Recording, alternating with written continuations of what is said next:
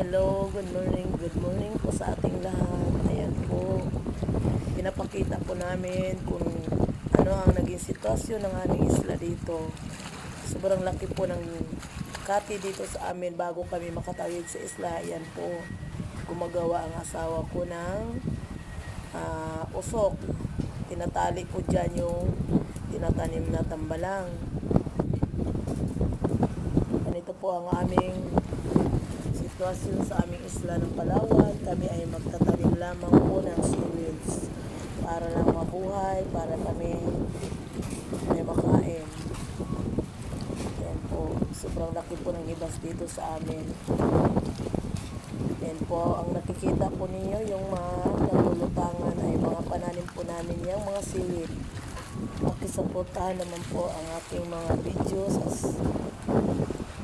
sa aking YouTube.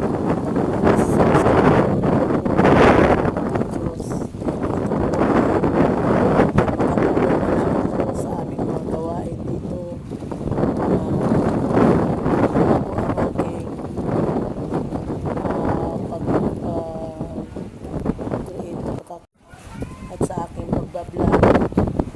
Maraming salamat po sa inyong lahat. God bless. Please subscribe. Thank you.